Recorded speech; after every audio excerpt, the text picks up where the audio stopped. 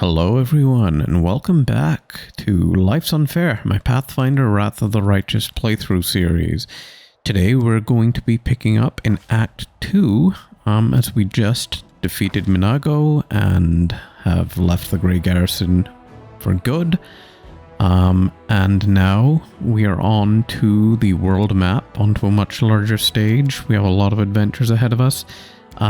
So I have cut out a lot of footage here. I've cut out about 3 hours worth of footage of me just running around the camp, talking to various NPCs, completing minor errands within the camp itself.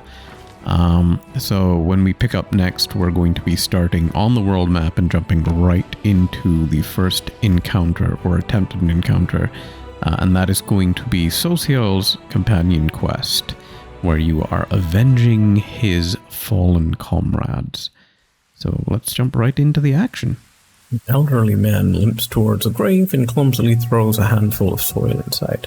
How unfair, they were all so young. They had their whole lives ahead of them. They sacrificed themselves, and an old cripple like me still live. An elven woman with her face bathed in tears steps up to the grave. She whispers, "The painting. It burned like everything else in the house. There is nothing left for me to remember you by. Nothing."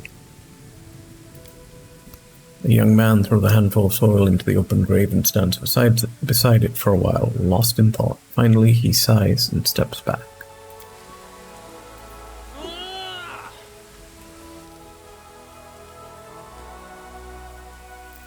Social throws a handful of soil into the grave in front of him. He takes a breath and prepares to speak, but it seems that he simply cannot find the right words.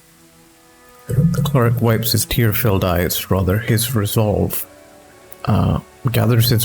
and says in a gentle voice, I wish you a warm welcome in Shellin's realm. We will win this war, I swear to you. We'll banish this ugliness and evil, make the world richer, and let peace blossom in it. We'll make sure anything like this. He breaks into sobs mid-sentence, then falls silent. Without finishing his declaration, I'm going to go with lawful here, because I'm veering towards good, but I'm kind of careening out of lawful. You fought honorably and remained steadfast in your duty until your final breath. Your deeds will not be forgotten. Lucille is too absorbed in grief to hear you, but the other mourners aggressively raise their fists into the air, inspired by your words. You performed unlawful action. Glory to the heroes of the crusade. Never forget. What is that? An elven woman shrieks in horror. Of course. Disrupting the atmosphere of silent mourning, her trembling hand points at something moving inside a grave. Suddenly a corpse climbs out of the ground, wafting a horrible stench from its rotting body. Yeah, zombies. I knew it. It's a zombie. Run. I knew it. Couldn't just come to a grave and enjoy a good morning. Obviously had to get zombies involved. Okay, yeah, let's leave turn-based mode on for now. Because we have the advantage. Yep, buddy! Oh. Okay, no. Oh, whoa. Okay, whoa. Oh, whoa. Okay, what level are these? 4, okay. We got this. We most certainly did not got this. We got absolutely crushed repeatedly. This proved to be pretty difficult encounter for me just coming into Act 2, but I do, much later on, I do eventually down this using some interesting tactics. But this encounter turns out to be a lot more involved than I initially thought. It isn't even just these guys you have to deal with. There are a lot more zombies further in. But yeah, this is just me failing repeatedly, then reloading an old save and jumping in. Magical anomalies are common in the world of Golarion, so common that the use of the word anomaly itself is questionable. A regular city dweller will encounter a chaotic manifestation of supernatural power at least once in their lifetime. One might naturally assume that the strange sky, the ghostly fire from rifts in the ground, the rain of eyeballs, all that the world wound is known for, should find some purchase in the mortal mind. But even the most worldly of travelers feel uneasy at its borders. Why? Perhaps instinctively they understand that this place is not merely a magical wasteland, but a wound, an ulcer through which the world itself bleeds into the abyss. The commander and his army walk up the high bank of the West Felon River, where it draws near the border of the world wound. The soldiers' feet halt unbidden.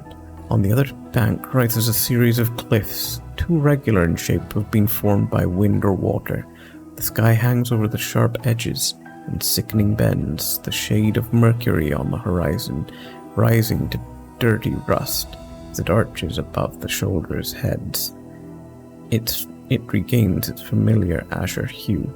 The soldiers whisper and grumble. The commander feels eyes upon his back, somewhere among them wearing simple armor and unrecognized by anyone. The ruler of Mendev is standing and watching the new commander closely.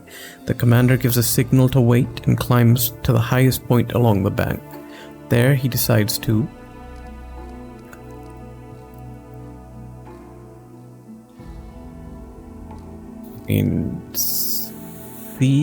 say or do. I think establishing rapport with his troops is yet another battle that the leader must face. Through the subtle alchemy of words, one can win trust and raise morale, or lose faith and authority. Addressing the army on the border of the world wound, the commander seeks to establish himself as a military leader on this new battleground. And his efforts prove fruitful. The soldiers listen dutifully. Smiles appear on their faces. Someone in the rank jokes that the demons are growing tired of waiting for them. The army keeps moving. Lines of soldiers step warily beneath the shroud of low black clouds. It's like the whirlwind has reached out a finger into the lands of Mendev. The gesture seems eerily harmless, but then the clouds come to life, shooting out howling tornadoes one after another. Tornadoes come from all sides, from ahead, behind, right above the soldier's head. The power of the elements on one side of the scales, the soldier's faith and inspiration on the other. It's plain to see which is greater. The determined army runs the gauntlet of tornadoes, struggle. The struggle lasts over half an hour, but the army's only losses are a few bags of supplies and a dozen hats whipped off into the sky after stopping to catch their breath. The soldiers continue on. The first encounter with the whirlwind has ended in their favor. So thankfully that goes well. And then after that we decide, okay, we're going to go to the HoundHeart Campsite. But you need to bring the companion with the associated quest. In this case it's Sela, so I have to head back to camp and then pick her up and then head to the HoundHeart Campsite, which we do right after this. I don't remember what Sela wanted to do here. We're finally here. Elan and Curl must be around here somewhere, and Jana too. If they gave her permission to leave, there they are.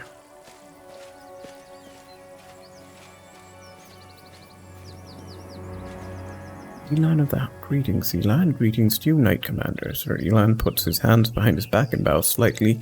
Then he casts an inquisitive glance at you. He seems less friendly than he was the day you met at Defender's Heart. Jana puts her hands on her hips. She looks even more dashing than usual.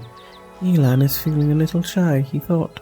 He asked for help from a couple of nobodies like us, and now we've turned into the saviors of Canabras, Knights of the Fifth Crusade, marked by our young day's blessing, and you still came to help him dig through a pile of junk. Haha. Sela frowns a little. Let's not talk about it. I assure you, I'm the same Sela, your friend from the League of the Cart, and we came here to help you look for Elan's ring. By the way, where's Curl? He didn't come with us. He said an old wound was acting up. All right, my friend, since we're here, let's finish the mission quickly. I really don't feel comfortable bothering the Knight Commander with my personal problems. What does the ring look like, and where should we look for it? Last time I saw it, it was with my things in my... Wait, what? My traveling chest. Now the camp is in total disarray. I don't know how we'll ever find it. The ring is made of a shiny silver metal with a deep blue-green jewel. Can't miss it. Master Derek is not just a jeweler, he's an artist. There is no mistaking one of his creations. Sounds delightful. I wish I possessed one of Master Derek's fine works. I've seen them from afar, worn by visitors to the Gwyrm mansion, but I've never held one before. I was never allowed to approach important guests. I'm not one for florid compliments, my lady, but I suspect the master would happily give you one of his works as a gift. He does that from time to time when he meets someone whose beauty inspires him. Thank you, sir. Camellia lowers her lashes demurely. A trinket worth several months' pay. Elan, the rules on the surface are insane. You should give your girlfriends rats like we do. You save yourself a lot of trouble. Is there anything wrong, Elan? Am I making you nervous? The young knight is obviously embarrassed. I apologize. Jana is right. Much has changed since we met in Canabris. Some things for the better, some not at all. He stopped short, apparently unwilling to elaborate. All right, off we go. Jana and I will look around the northern side. We'll see you when we find something, or when we give up trying. So after that, we're just running around, looting up stuff, killing some innocent deer, looting up their hides and stuff like that. Here we do pick up a melted shard of a ring here, which is another artifact. That's pretty cool. A small closet demon emerges from the chest. It looks at you angrily, screwing up its ugly little face. It's only a shiny object in its paws, a sparkling silver ring with a large blue-green jewel. It's mine! It's mine! Elan, look at that creepy thing. What's it holding? I've seen one of those before. These small demons like to tease and bully. But it'll just bolt if it senses any real threat. Let's surround it and attack it all together before it can figure out what's happening.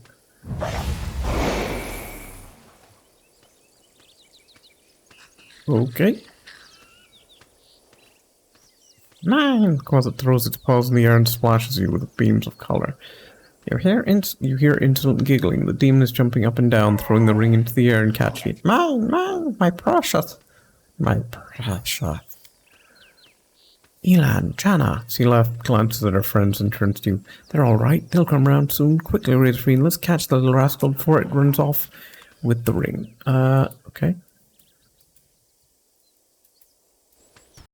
So I'm just running around, chasing the demon, looting up the camp, exploring a bit more. And then we run into this right here. It's terrible. What were they thinking? Oh my god. Are you... surprise? What the fuck? What the hell? Game? Jesus Christ.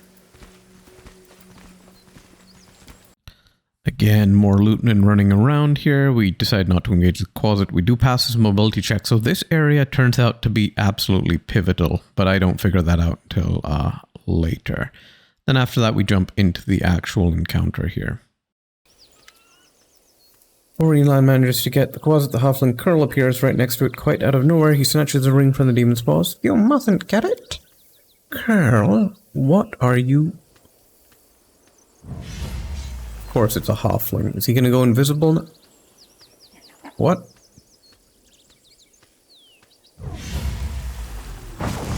I am so confused. Thrusting herself between Elan and Curl, Seela barely manages to absorb the blow aimed at the halfling. Elan, stop! Have you gone mad? Using a summon spell. Why did you stop? What the... Oh. Oh no. Oh no. We are the light. Is this a joke? Are the darkness.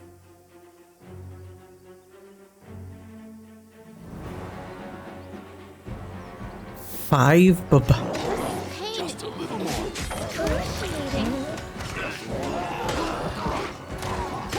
It's clear this way. So that went about as well as could be expected, I suppose. Yeah, 5 Babaus, somewhat beyond our meager capabilities. So we do decide that we're going to be coming back to this. even at this point, I kind of have an idea of what I might have to do to solve this little pain puzzle, but we don't actually do it until a little bit later on. So let's continue. So we do decide to try these Brimoraks again, and they actually go down not too long after trying our first attempt. The mythic powers really come in handy here. So you can see, right, there are actually 3 of them here, 3 Brimoraks, but we are actually able to take them down. Only the last one kind of causes a few issues because of the thing where it just decides to pull off. You see, I'm keeping my party kind of reasonably well separated. Lan goes down immediately, unfortunately, which does make the fight a lot more complicated. And you can see them casting their breath attacks on my backline. Unfortunately, if anyone is in line with Razor Fiend, they'll just do that. But it doesn't kill anyone else, right? Woljif does take a nice hit there, but he doesn't go down. And then it's just tank and spank. Razor Fiend doesn't take all that much damage because I've stacked a bunch. I mean, between his mirror image spell and his fire resist, he really doesn't take a whole lot of damage. Right, displacement, mirror image, fire resist, all. And there you can see it decides to just pull off Razor Fiend and go for the back line. Definitely can end in disaster, but thankfully we're able to pull his attention back onto ourselves and then take him down. Following this, it's nothing too great here. We do not want to give up. We do repeatedly try this Babaus fight, but nothing is working at all. Right, initially I'm trying just tanking and spanking and then throwing CCs in them. But then here I'm like, well, there's this area that we can go down to. Maybe we can use that because Babaus are melee. But I don't really have any way to get down there and start the fight. Right, I try starting it with some of the summons, but they don't work. And so we're like, we're going to come back to this. Then after that we leave, get into a random encounter, and then we run into these sussy bakas having a nice tea party in the forest over here. We go up to them and have a chat. Nasty. Let's take all their stuff. Through the mist you spot the flickering flames of a campfire. 3 figures wrapped in crusader cloaks are huddled next to it. A stout smiling dwarf, a brash dark-haired halfling, and a delicate-looking woman who appears to be very young. Crackling campfires driving away the bleak fog and promising warmth and rest for tired legs. Noticing you, the halfling's hand jerks towards his weapon, but then he relaxes. Hey, it's the commander himself. Don't just stand there, have a seat by the fire. It's a bit damp today. You might as well dry off at least. Damn, that is a high. Knowledge. Oh, nice. Frontline scouting party, our senior sends ahead to look for ambushes. We've been walking all day, and we're making a biovac. Go ahead, help yourself to some tea. It's an honor. Must be sharing campfire with the commander. Something in the way the halfling speaks sounds off. Senior instead of commanding officer, a biovac instead of the more casual camp. Maybe he's just a new recruit. A broad smile blossoms on Seagla's face. I never thought we'd run into such jovial company out here. I don't suppose you guys have anything stronger than tea in your damn, is she an alcoholic? Rubbing his hands to your roll, just casts a hopeful look at the mug of tea and then, you chief, just so you know, walking away from campfires where folks give you free food is a sin in the eyes of gods. Look around to make sure the place is safe.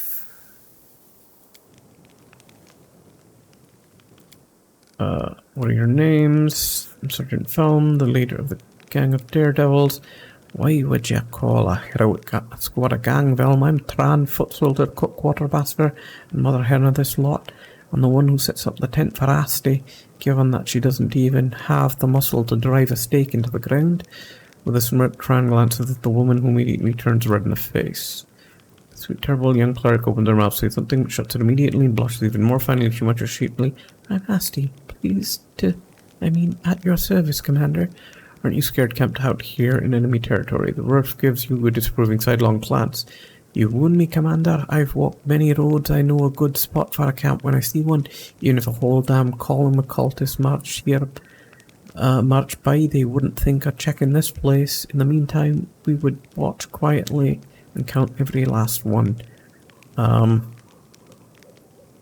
Thoroughly embarrassed, Asti adopts a serious tone and comments in Tran's direction. You and your boasting, her two comrades greet her remark with a burst of laughter. So something's not right here.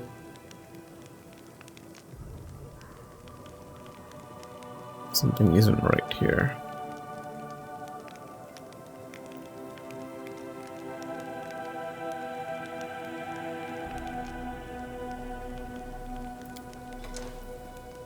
Ah, would you look at that? He didn't buy it. Enough of this masquerade then, everyone. No more games. Yup. The figures by the campfire ripple and transform. Three grey-haired, dark-skinned elves watch you. With mocking sneers, their twisted, grimacing faces look demonic. From the haze, more previously unseen shadows materialize. They are all just as loathsome and unsettling. The campfire meets a sickly, sweet, intoxicating smell, and in the squat kettle you see slimy mushrooms swimming in a disgusting, boiling slurry. Who are you? The one who's pretending to be the halfling Velton makes a face, mimic you in an obnoxious voice. Who are you? We are servants of Lord Discari, and you are the pitiful insect that got caught in our web.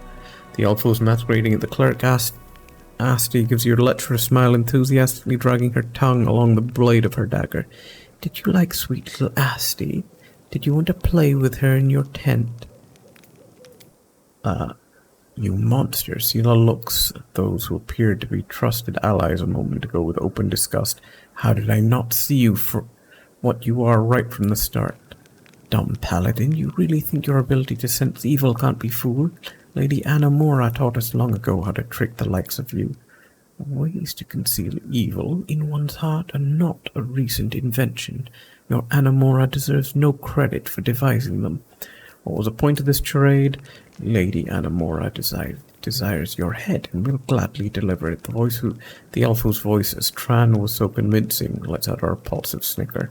Alright, y'all are dead. Defeat is not an option. Or maybe I'm dead. God, they're named. 5, 6, 6, 5. Drow. Okay, so dark elves. You won't survive me. Is everyone on Razor Fiend? It looks like it. Let's... Oh no, let's not do that. Oh my god, okay. Oh god, there's... Lord. Did you see that?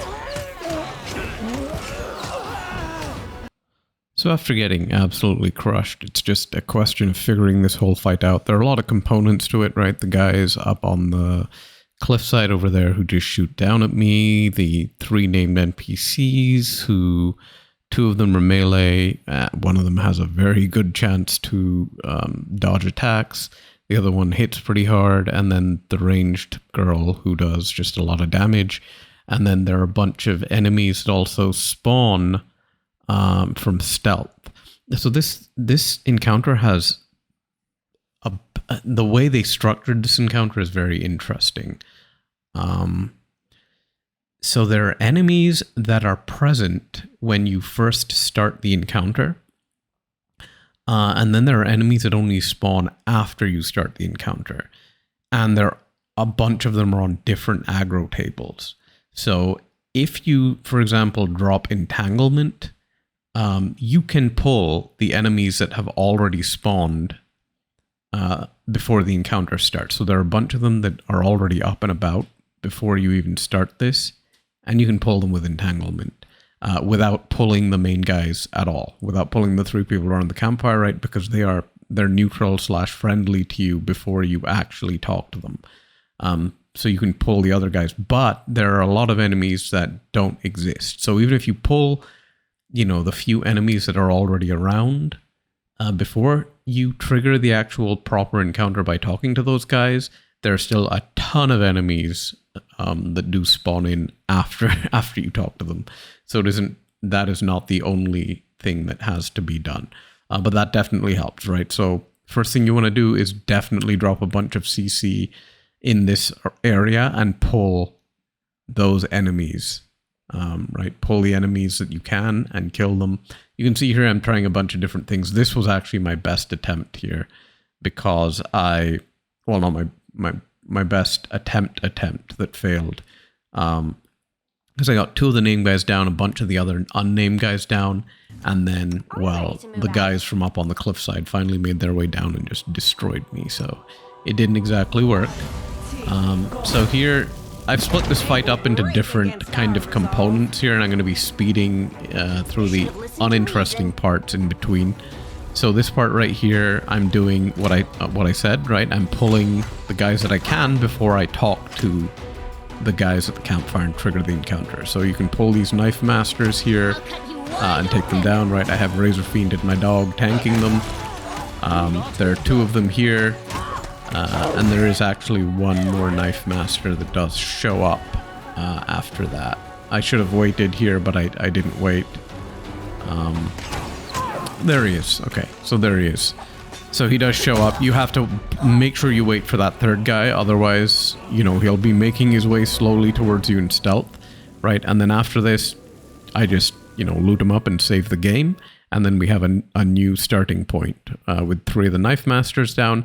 Then we trigger the actual encounter. So here I'm trying to figure out how to trigger this encounter in such a way that I can beat it. So what I figure out is if I stand way in the back, like way at the entrance to this whole zone, you can position yourself in such a way that you don't get shot by the guys up there and you can stay in stealth. And obviously I have my dog with me and he's kind of a renewable resource.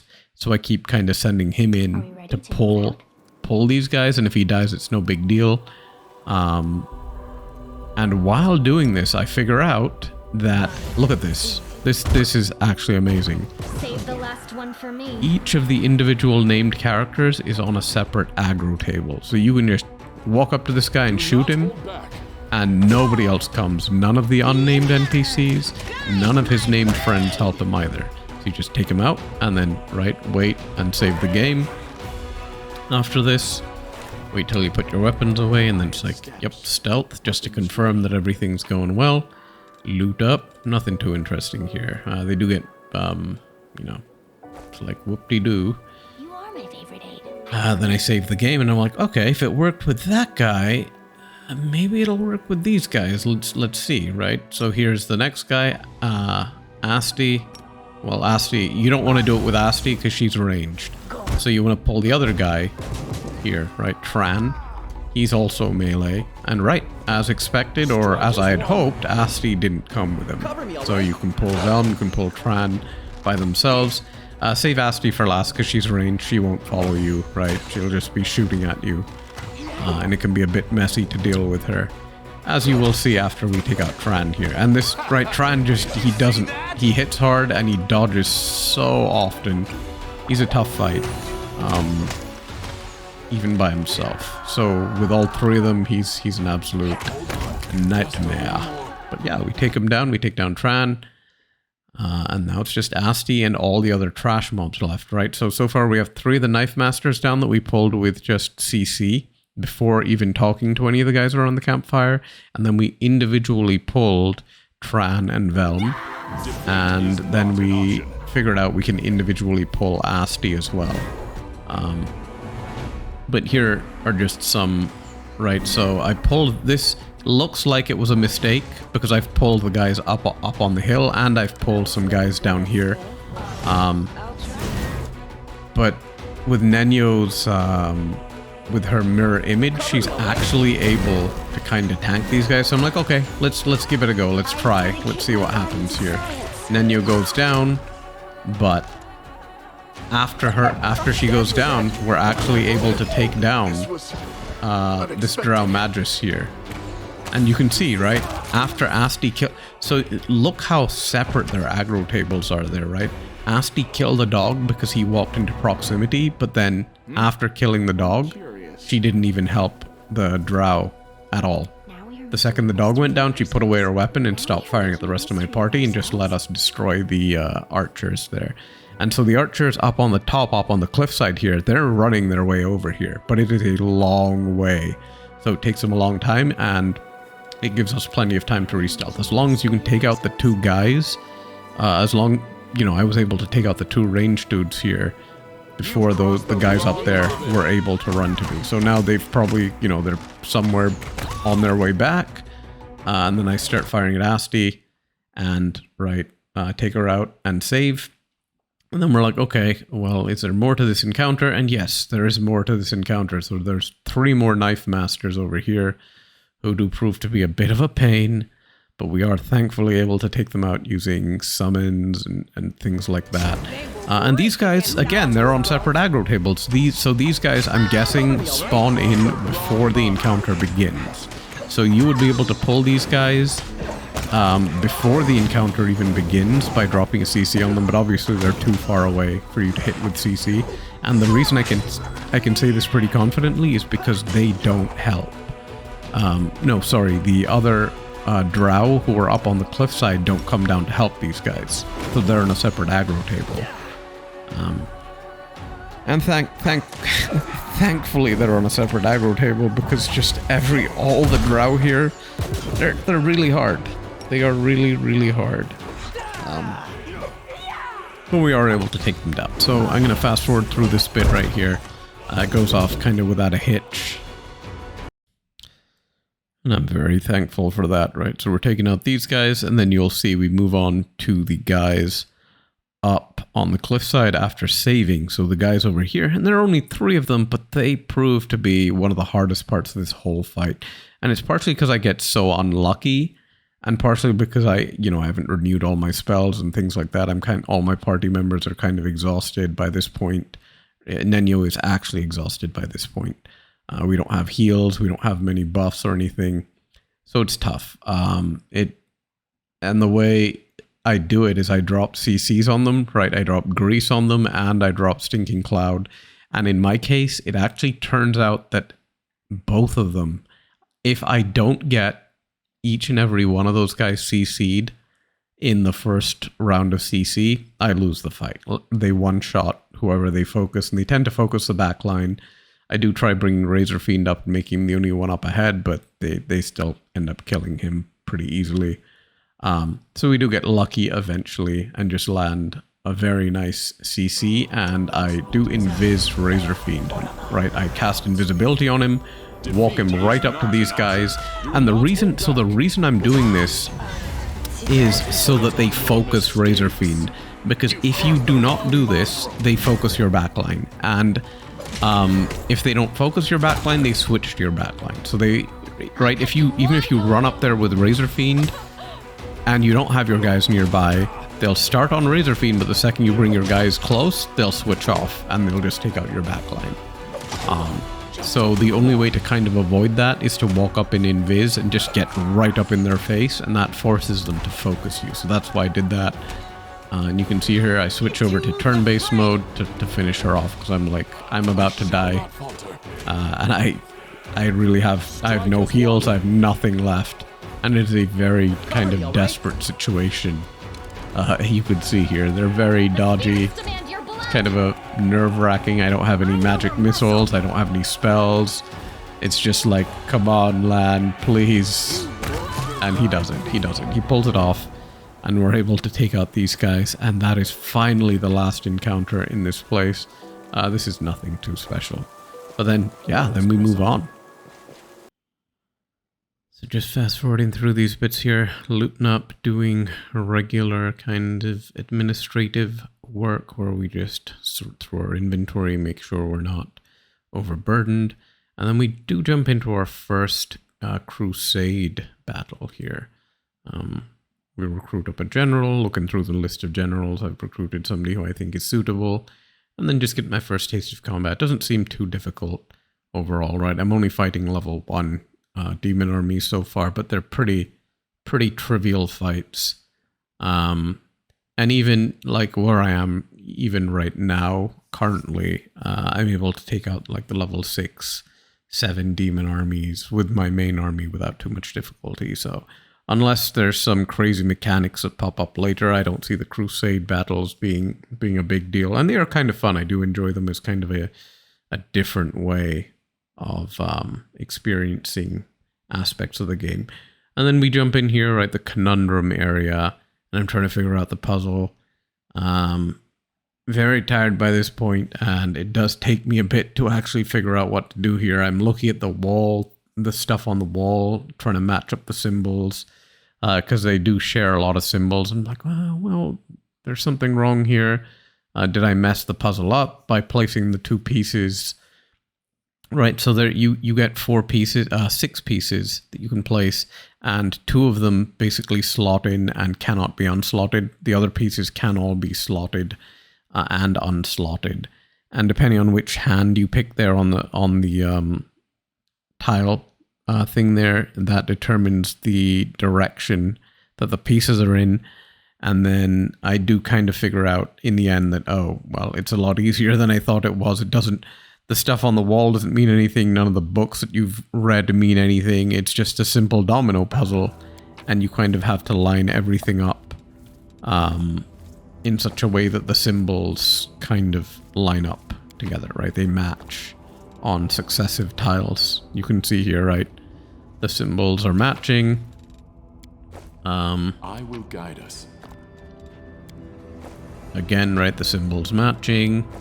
And then the last one right here. And the symbol matches. And then we got this guy. It was easy, wasn't it? Simple puzzle, simple solution.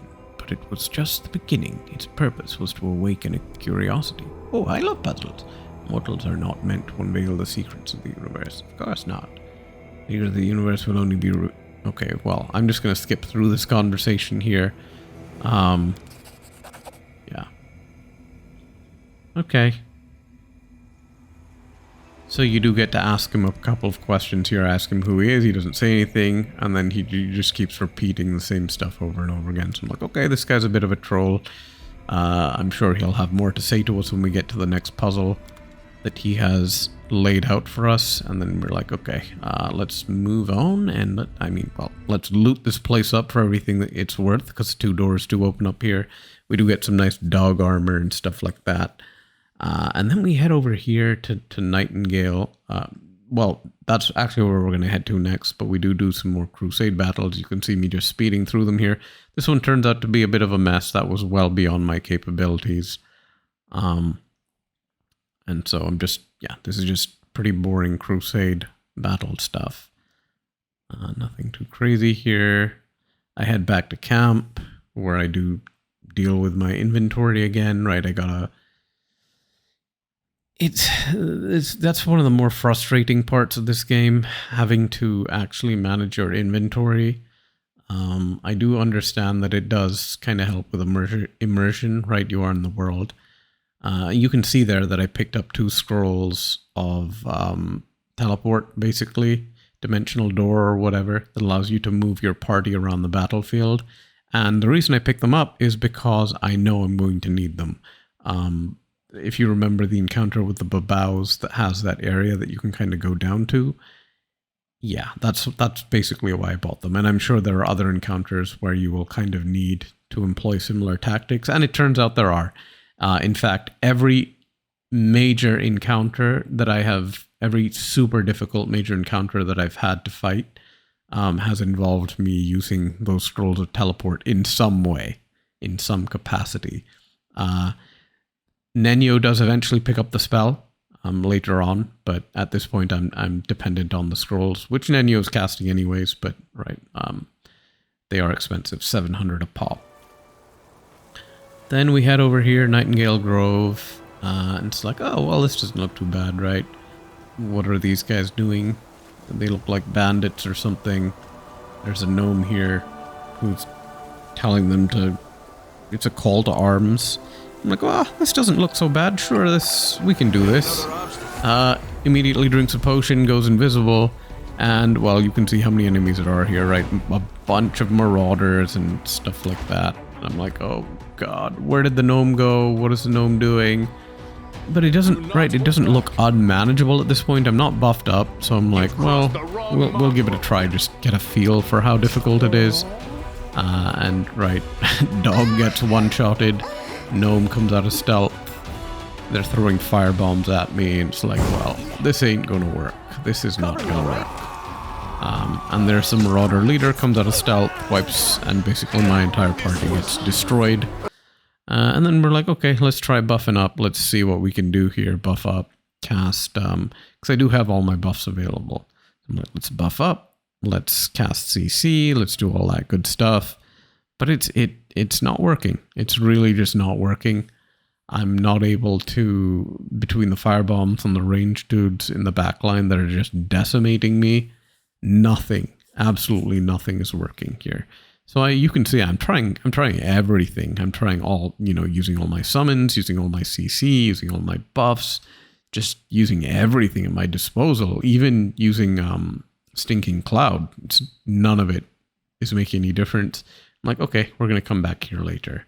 So we do end up leaving Nightingale Grove, get a random encounter here. Random encounters, thankfully, are not too big of an issue anymore. And we're like, okay, we're going to, come back to that encounter, but first we're going to head on back to base, which has moved over here. So we do end up talking to this guy here. I'm going to speed through this conversation. I listened to my narration of it and it was absolutely abhorrent, so I'm just going to skip through it completely. And we meet this guy, right? We have no idea who he is, but he apparently is a Hell Knight who's asking for help. And so, we're talking to him, trying to decide whether we want to help the Hellknights, because we have heard of them. They are pretty douchey people who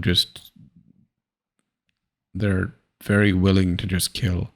If necessary, they don't really value life. They don't really value anything other than kind of victory and law. So I think they're kind of like lawful evil characters, which... they're not chaotic evil, so they're not completely opposed to me because I'm lawful good. But, I don't jive with evil characters. So I'm like, should I help these guys? I decide to ask my whole party, and most of them are like, no, let's not help them. Let's not help them. But a couple of them are like, yeah, let's help them. And it ends up being kind of a tie, almost a tie, where I'm like the deciding vote. And I'm like, okay, let's help the Hellknights, even though they're douches. Maybe they'll come in handy, and maybe we can turn them to kind of more lawful endeavors. And then we run into this lady here, right? Finally, the elf, the mysterious elf, which I know I've skipped over most of the encounters, but you do encounter a bunch of times in camp, and she does turn out to be Kylesa here. So you can tell she's out to kill For an Autumn Haze. She doesn't say it explicitly, but that's why she's here, and she's just looking for him. And so I'm trying to figure out, while I fail these checks, and eventually I do reload and pass the checks, but you saw the conversation there, right? You can choose to let her go, you can choose to kill her. She doesn't really reveal a lot of details, and if you do kill her, she does you do get a piece of paper off her that reveals a lot of her lore, and it's pretty tragic. It's a tragic background, so I decided to let her go. That's going to be it from me, guys. If you enjoyed this video, feel free to drop me a sub or a like. Thanks for joining me. I'll see you in tomorrow's episode, where we're going to be helping out the Hellknights. That was one hell of a process, I will say.